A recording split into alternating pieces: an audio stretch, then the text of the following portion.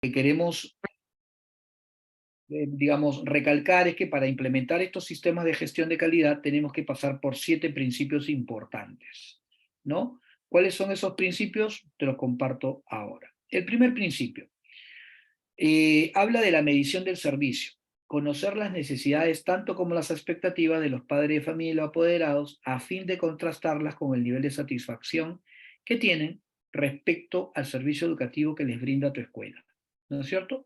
Y a partir de los cuales estos desarrollan competencias medulares con fines de mantener su ventaja competitiva. Es lo que te hablaba hace unos minutos, ¿no? Ventaja comparativa, ventaja competitiva.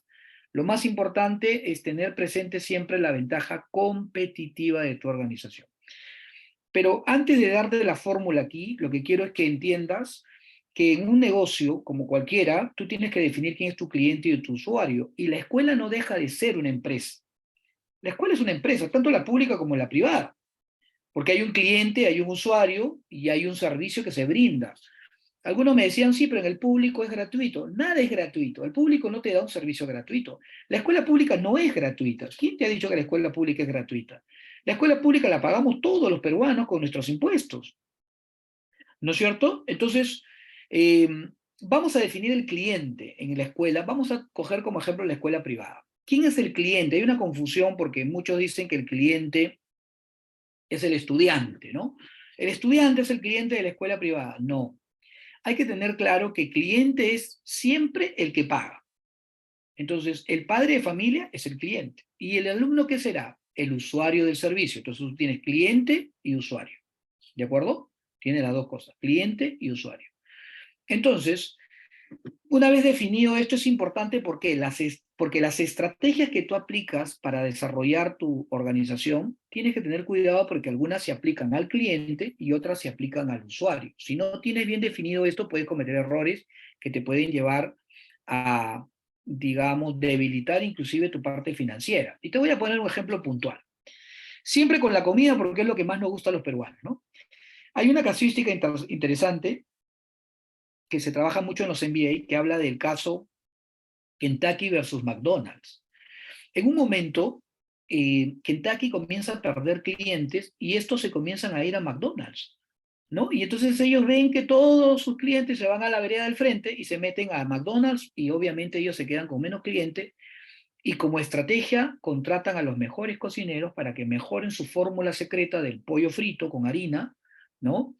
Y se gastan unos buenos millones de dólares buscando una mejor receta para que el cliente no pueda resistirse frente a ello, y a pesar de ello siempre se iban hacia la vereda del frente. ¿Qué estaba pasando aquí? Lo que estaba pasando era que estaban sus estrategias orientadas al cliente, pero hay que determinar en qué tipo de negocios quienes toman la decisión de compra son los clientes o son los usuarios.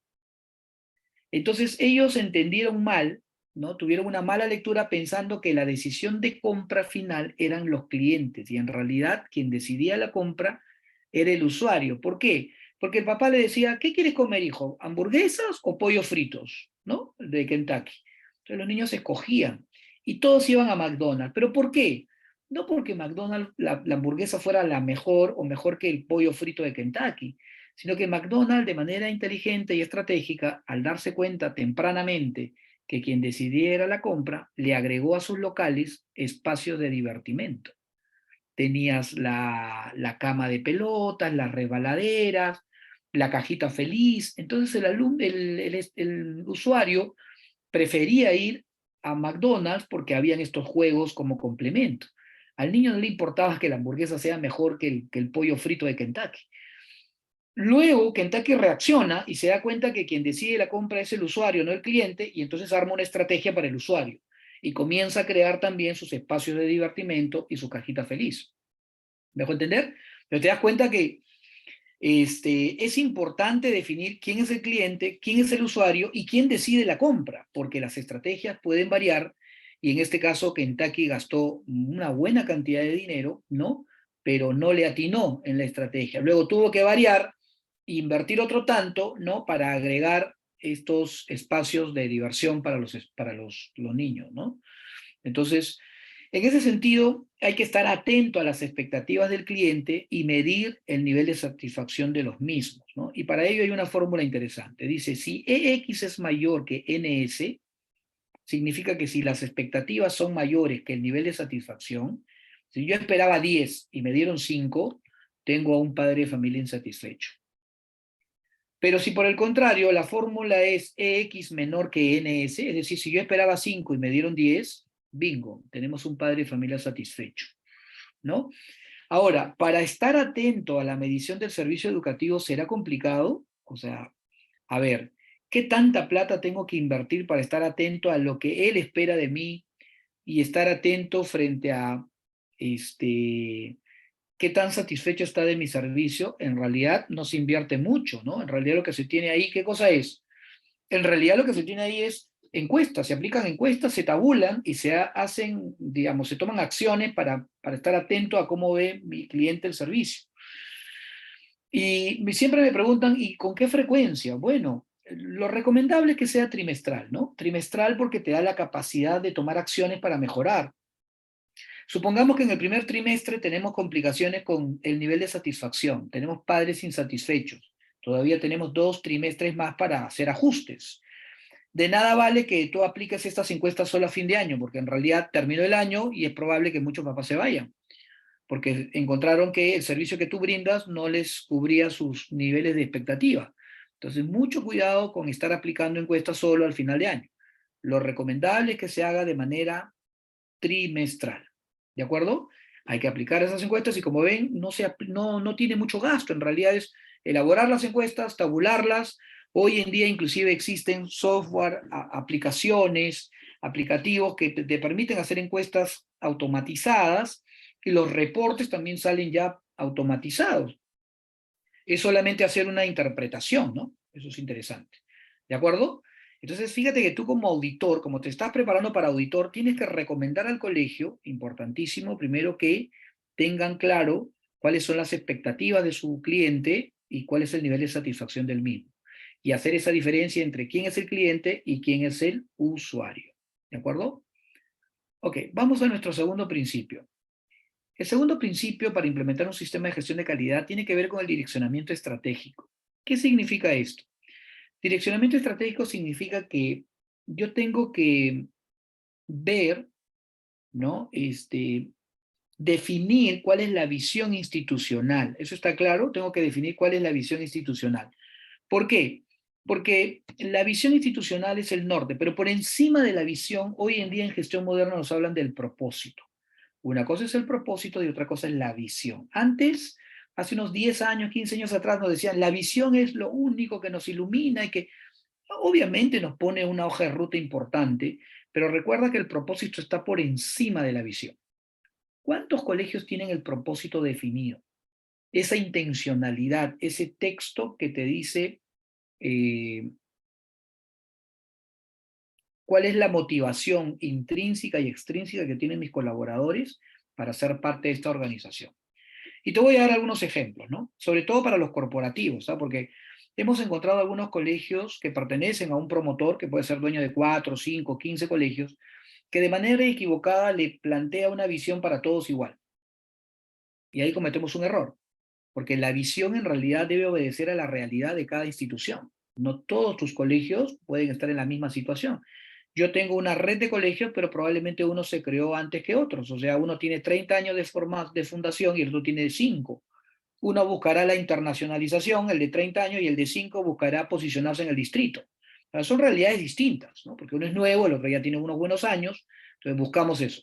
Entonces, eh, definitivamente, el propósito es un enunciado que no pasa de moda y que sí lo pueden tener todas las organizaciones. Yo te doy un ejemplo con respecto a los colegios adventistas, por ejemplo. Nosotros trabajamos con colegios católicos, de las Fuerzas Armadas, colegios laicos, colegios adventistas. Los adventistas, por ejemplo, se dividen en dos grupos, del sur y del norte, colegios importantes que cada día van mejorando su nivel de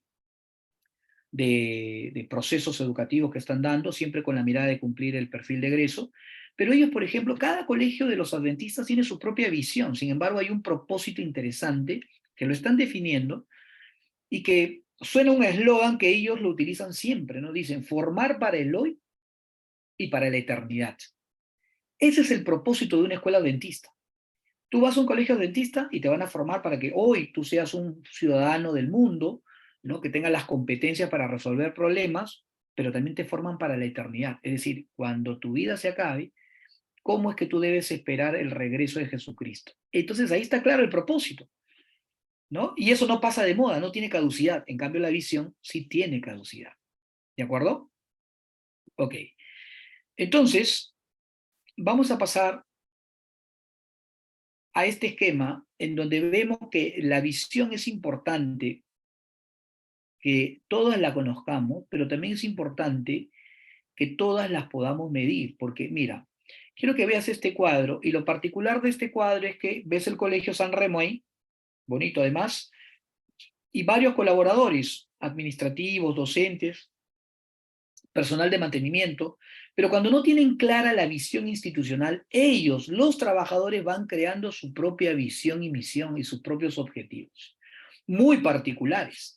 Es decir, es raro que alguien dentro del colegio te diga, yo quiero que el colegio retroceda, ¿no? Todos vamos a buscar que avance, ¿no? Algunos a ritmos distintos, unos más lentos, unos más rápidos. Pero como ves tú ahí, cada uno se propone su propia visión y misión, y eso hace que todo avance sea más lento. Por eso es importante que ustedes elaboren una visión compartida y que todas la tengan clara, de tal manera que todos mis esfuerzos sean para lograr la única visión que tiene el colegio. Y los únicos 4 o 5 objetivos institucionales o estratégicos que ha planteado, y entonces todos mis esfuerzos apuntalan a que esta visión se pueda lograr. ¿Ves la diferencia? Entonces aquí lo que estás haciendo es eficiente. Eres eficaz, eres eficiente y brindas calidad, porque estás optimizando tus recursos para, para poder lograr la visión institucional. ¿De acuerdo? Ok. Entonces, eso es importante tenerlo en cuenta. El principio número 3 tiene que ver con la cultura organizacional. Es decir, me ha tocado visitar colegios a la hora de hacer una especie de análisis situacional de la escuela, una especie de diagnóstico, y cuando comenzamos a preguntar a los profesores, a los miembros de la comunidad educativa sobre los signos y símbolos de su cultura, es decir, la insignia, el himno, el lema, muchos, era curioso porque describían la insignia de manera distinta, ¿no? Por ejemplo, la insignia tenía, por ejemplo, una corona y un libro y una espada. Entonces, algunos decían, ese es un libro que representa la sabiduría. Y le preguntabas a otro profesor y te decía, no, no es un libro, es una Biblia, porque en este colegio somos religiosos. El otro decía, la espada es de la justicia. El otro decía, no, la espada, y cada uno tenía su versión. Entonces, debemos recordar que en la escuela nada es casualidad, todo es intencional, ¿no? Todo tiene que tener una intencionalidad. Y entonces, la cultura organizacional se tiene que trabajar desde todos los estamentos. Muchas veces encontramos a los colegios que se preocupan por los valores, pero solamente con los alumnos, como si los demás no tuviesen que vivir los valores institucionales. Entonces nos dicen, sí, cada aula con su tutor están promoviendo ciertos valores de manera explícita. Y ahí la secretaria, y el señor de mantenimiento, y el portero, ellos también no tendrían que trabajar los valores institucionales, por supuesto. Entonces, si las escuelas están integradas por personas que conviven en ambientes donde se difunden premisas, símbolos, lenguajes, relatos, etcétera, pues obviamente estos tienen como base los valores institucionales, ¿no? Y obviamente eso le da una identidad propia. Por eso que la cultura de una escuela A no puede ser igual a la cultura de una escuela B. ¿Por qué? Porque cada uno tiene sus propias premisas, sus propios relatos, sus propios valores, etcétera, ¿no? Sus propios signos y símbolos. Por eso es importante que todos podamos vivenciar la cultura. Y no se puede dejar la cultura al libre albedrío, decir, ah, bueno, que la vayan viviendo conforme tengan su experiencia el día a día, sino más bien podríamos hacer digamos, una especie eh, de ruta, ¿no? De camino a seguir para vivenciar esta cultura organizacional, ¿no? A través de estrategias, a través de actividades, ¿no? Que reflejen la vivencia de nuestra cultura. ¿De acuerdo? Entonces, la cultura organizacional, vital. El background, digamos, la plataforma son tus valores institucionales. ¿Ya? Vamos a la siguiente, ¿no? Acá en esta lámina podemos ver que dentro de la práctica de los valores vamos a encontrar elementos observables de la cultura y elementos oscuros, ocultos, que no se ven, ¿no? Los observables son los símbolos, las prácticas, todo lo observable, pero las normas y valores y premisas son interiores, ¿no? Son cosas que no se ven directamente, pero se pueden percibir, ¿no? Tenemos que trabajar con todos ellos a la hora de implementar nuestra cultura, definitivamente. Armar estrategia para ello, ¿no? Ok. El cuarto principio habla de la gestión por procesos. Y la gestión por procesos es interesante porque hay que entender que, si bien es cierto, los organigramas denotan jerarquía, te dan jerarquía, tú pones al director o el promotor, el director, el subdirector, los coordinadores, etcétera, hay jerarquía. A la hora de trabajar, se trabaja no de manera vertical, sino de manera horizontal, en donde más allá de una jerarquía se le asigna como dueño del proceso al que más sabe del proceso. Y te voy a poner un ejemplo. Supongamos que queremos ver el proceso de matrícula y participan varios agentes. Por ejemplo, participa la secretaria, el tesorero, el psicólogo, el académico, el director, ¿no? Como 5 estamentos aproximadamente. ¿De acuerdo? Ok. Entonces, eh, si eso es así, tenemos alrededor de 5, imagínate, pues 5 estamentos, lo repito, secretaria, tesorería, psicología, académico, dirección. Mi pregunta es, ¿a cuál de los 5 estamentos que te he mencionado lo pondríamos como dueño del proceso? ¿Quién sería el dueño del proceso? Algunos cometen el error de poner como dueño del proceso nada menos que al director, porque dicen, mira, has nombrado secretaria, tesorero, psicólogo, académico, director, pero el director es el que tiene el rango más alto, entonces lo ponemos como dueño del proceso al director. Error. ¿Quién sabrá más de los procesos de matrícula? ¿El director o la secretaria? Probablemente la secretaria, ¿no? Porque ella ha visto la matrícula los últimos 20 años, sabe cómo funciona el teje y maneje de la matrícula.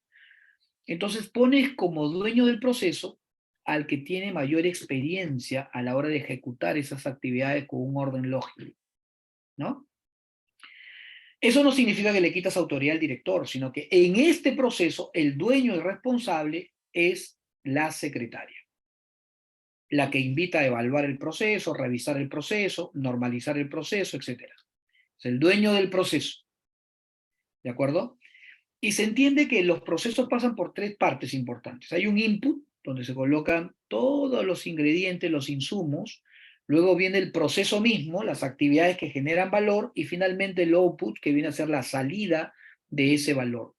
Ese output, esa salida, le da o sirve como insumos para un siguiente proceso, donde se genera un nuevo valor y luego hay un output que sirve como ingreso a un nuevo proceso y así, y esto se llama enfoque sistémico, ¿no? Somos parte de un sistema.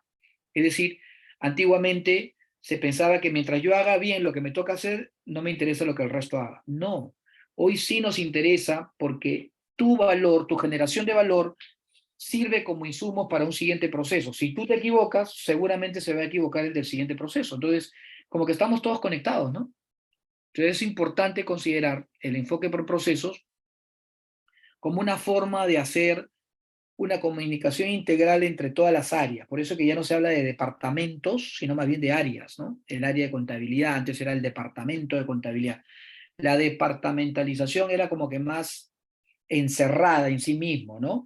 Mientras que las áreas habla de coordinación permanente, de revisión, de monitoreo permanente de todas las áreas. ¿De acuerdo? Entonces, dice un enunciado que una institución será lo que son sus procesos. Cuanto mejor definidos y controlados estén, pues más eficaz va a ser el funcionamiento de tu institución. Entonces, obviamente la gestión por procesos establece una forma de trabajo de manera horizontal, relacionando de manera eficaz y eficiente los diferentes estamentos de la institución, y lo hace con la intención de generar obviamente un valor en el servicio que brinda. ¿Qué estamos buscando como colegio? Lograr el perfil de egreso del estudiante, ¿no es cierto? Proceso de enseñanza-aprendizaje y formación en la fe. ¿De acuerdo? Ok. Muy bien, vamos a pasar al siguiente principio. el principio de la mejora continua. ¿Qué te dice este principio? Te dice que todas las organizaciones deben planificar. Eso que han planificado lo tienen que hacer. Eso que hicieron, que hacen, tienen que evaluarlo y una vez evaluado se toman acciones y se vuelve a planificar. El ciclo de la mejora continua, que tú lo puedes aplicar en tu vida personal también. O sea, tú no puedes estar andando por la vida sin planificar nada y todos suponiendo que salga lo del día a día. No, hay que planificar. Y la planificación siempre es a futuro, no a presente. Entonces planificas, pero ejecuta. Según Porter, este, hace una investigación, ¿no? Y determina que después de varios años de investigación, esta investigación hecha por la Universidad de Harvard, Kaplan y Norton se suman a esa investigación, manifiestan que del 100% de las organizaciones que planifican, solo el 20% ejecuta. Recuerda esto, ¿ah? Del 100% de las organizaciones, solo el 20% ejecuta. O sea, todo el mundo planifica. Y como referencia tenemos al Estado, ¿no? Lleno de planificaciones, pero ¿cuántos ejecutan eso que han planificado? Entonces, el éxito de hacer un plan estratégico no es en armar el plan, sino más bien en ejecutar eso que está en el plan, ¿no? Entonces, por ahí le dejo esta reflexión y repito el ciclo PHBA: planifica, hace, evalúa, toma acciones y vuelves a planificar. En una escuela de calidad es importante que se cumpla este ciclo permanentemente. ¿De acuerdo? El principio número 6 habla de decisiones efectivas. ¿Qué significa esto? Que nosotros no podemos tomar decisiones en base a supuestos. Todas las decisiones las tengo que tomar en base a evidencias, ¿ya? Y para ello, para el recojo de datos, puedo tomar algunas técnicas para el levantamiento de información o algunos métodos estadísticos, ¿de acuerdo? De tal manera que la información debe ser completa, debe ser verídica, objetiva y obviamente oportuna, ¿de acuerdo? En Harvard hacían una reflexión de qué características deben tener los documentos como evidencia. Dice, en primer lugar, un documento que sale de tu oficina de dirección o subdirección, o desde donde tú estés y quieres comunicar algo, el documento per se, ¿no? El documento como tal, debe entenderse por sí solo. Fíjate bien en eso, o sea, ¿no te ha pasado? Oye, me llega un documento y bueno, me tiene que explicar en qué consiste el documento porque no lo entiendo cuando lo leo. Eso ya es un error. Aquí importante es que el documento hable por sí mismo, no tenga intérpretes. ¿De acuerdo? En segundo lugar, debe llegar en el momento oportuno el documento a quien se lo tenga que enviar, ¿de acuerdo? Debe llegar en el momento oportuno y por los medios correctos, ¿de acuerdo? Entonces el documento debe hablar por sí solo, debe ser bien comunicado, o sea, usar el canal correcto y llegar a la persona correcta. Esos tres elementos son importantes porque al enviar por el conducto regular queda una evidencia por la cual tú más adelante podrías tomar cualquier decisión, ¿no? Cualquier acción. Entonces es importante que se cumpla con este principio. No tomar decisiones sobre supuestos, sino tomar decisiones sobre evidencias. ¿De acuerdo? Y nos vamos al último principio que habla de las relaciones con los grupos de interés o también conocidos como stakeholders. ¿Qué es un stakeholder? El stakeholder viene a ser aquel grupo de interés que está relacionado directa o indirectamente con el core business que tú tienes. Por ejemplo, yo te diría, ¿la UGEL se relaciona con tu core business? Claro que sí, la UGEL se relaciona, pero le vamos a dar una valoración que puede ser A, B o C. A cuando es muy importante, C más o menos, perdón, B más o menos y C un poquito más alejado de lo importante. Entonces, A, B o C en ese orden de prioridad. A muy importante, C poco importante, B punto medio. Entonces tú y yo te pregunto nuevamente, ¿la UGEL? Tú me dirás A, ¿no es cierto? Es una entidad público-privada, la UGEL es A. Yo te digo, por ejemplo, la SUNAT, ¿qué será? ¿A, B o C? Muchos últimamente me dicen, si yo soy escuela privada, para mí la SUNAT tengo que tenerlo cerquita porque paran sacando cada resolución que hay que estar atentos a ello, ¿no? Entonces, A. Y así tú puedes ir valorando cada stakeholder. Por ejemplo, si tú dices las postas médicas, puede ser B, porque me ayudan con algunas campañas, pero no son tan importantes, así que B, puede ser, ¿no? Y así. Ahora, todos aquellos que tú valores con A, ¿cuál es la intención? La intención no es que ya está con A y punto, no. La intención es que tú, desde tu colegio, por ejemplo, puedas mandar, por ejemplo, una tarjeta de cumpleaños al responsable de educación de la municipalidad, que también puede ser un stakeholder de nivel A, ¿no? Al jefe de deporte y educación, el día de su cumpleaños le mandas una tarjeta. ¿Por qué? Porque ese señor gestiona toda la documentación que ella haga por la municipalidad. Entonces yo tengo que estar atento a él, al aniversario de la municipalidad, ofrecerles, por ejemplo, mire, señores responsables de la municipalidad, cuando quieran hacer un campeonato deportivo fuera de las horas de colegio, pueden contar con nuestras canchas, encantado de apoyarlos. ¿Por qué esa buena relación? Porque se trata de ganar con ellos. No estoy hablando de coimear por si acaso, no nos confundamos, nada de coimas. Lo que estoy diciendo es buenas relaciones con tus stakeholders, ¿de acuerdo? Que te conozcan, que sepan quién eres, por lo amable que eres, por lo correcto que eres, ¿no? ¿Cómo no se van a acordar de mi colegio San Remo y yo de director si el día de su cumpleaños le mandé una tarjeta, si el día del aniversario le mandé un arreglo floral? Eh, Cuando me enteré que estaban haciendo un campeonato deportivo les ofrecí mis canchas, o sea, de alguna manera tengo una relación cercana, ¿no? De tal forma que cuando yo lo necesite, cuando yo necesite la municipalidad, ellos también estén atentos a apoyarme, ¿no? Entonces, retomemos. Hemos hablado de 7 principios. Vamos a ir de atrás hacia adelante. El primero, bueno, de atrás hacia adelante, los stakeholders, grupos de interés. Hemos hablado de decisiones efectivas, es decir, no tome decisiones sobre supuestos, sino con respecto a evidencias. Hemos hablado del ciclo de la mejora continua, el PHBA, planifica, haz, evalúa, toma acciones y vuelve a planificar. Te hemos hablado de la gestión por procesos, hoy tan importante porque la gestión por procesos implica un trabajo horizontal y no vertical, ¿no? E implica que se relacionen todas las áreas de tu escuela. Habíamos hablado de la vivencia de una cultura organizacional y esta se desglosa en elementos observables y no observables de la cultura, y lo que tenemos que hacer es de manera intencional promoverla en cada uno de los colaboradores.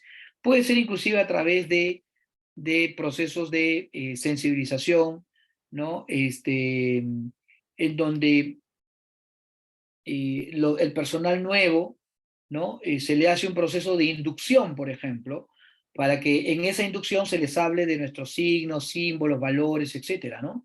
Es importante. Luego también hemos hablado de lo importante que es la visión institucional, ¿no? O sea, si no tenemos clara la visión, tenemos un problema. Pero además hemos hablado del propósito que está por encima de la visión, ¿no? Eso es importante también. Y finalmente, tenemos 2 puntos. El direccionamiento estratégico, que tiene que ver con la visión, misión, valores y propósito, y la medición del servicio. Estos 7 principios tenlos presentes siempre. Es el punto de partida de tu sistema de gestión de calidad. Si estos principios no los pones en práctica, y como tú ves aquí, no te pido que inviertas en infraestructura, ni mucho menos. Hasta aquí todo lo que vas a invertir es en gestionar el conocimiento.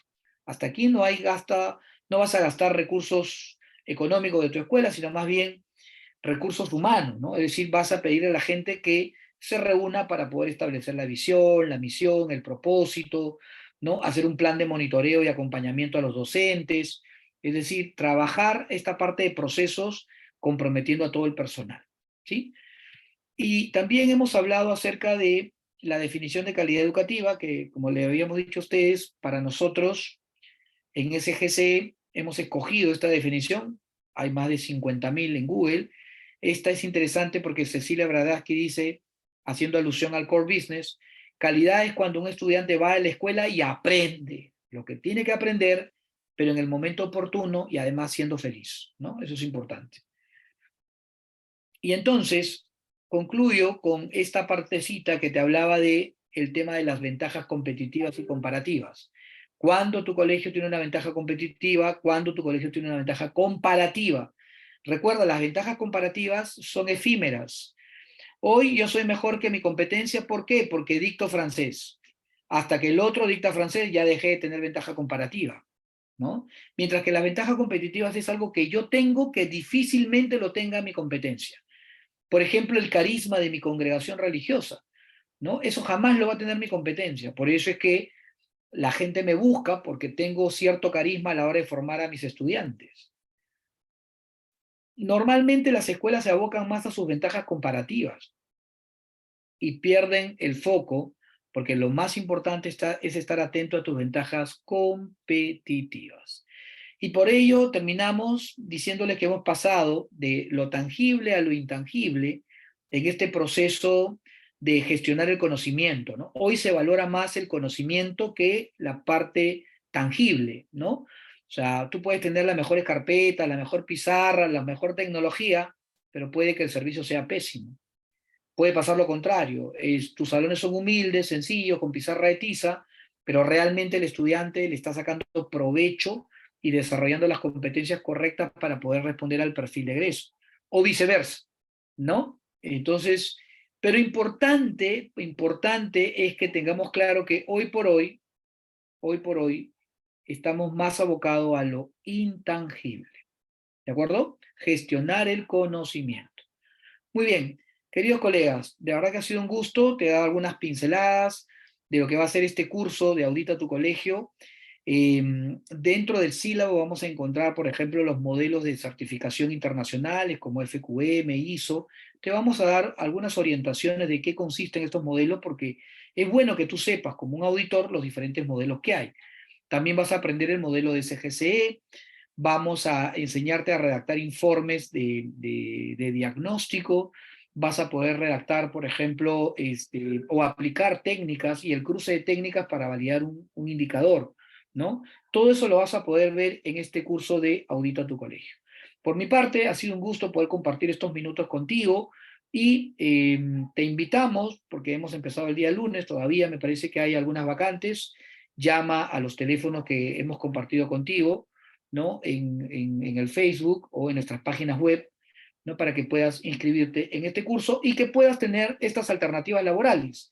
Puedes desempeñarte como jefe de calidad de tu colegio, o puedes ser un asesor externo de cualquier escuela en temas de certificación de calidad, o también puedes ser parte de nuestro staff de certificadores internacionales bajo el modelo SGCE. Por mi parte, te agradezco por haberme acompañado estos minutos aquí contigo. Eh, un saludo de todo el equipo de SGC, ¿no? Que estamos, como dice el eslogan, de maestros para maestros, buscando mejorar las escuelas de nuestro país justamente para mejorar nuestra sociedad. Por mi parte, muchas gracias, estamos en contacto, un gran abrazo y nuevamente la invitación a que puedas inscribirte a este interesante curso. Bendiciones.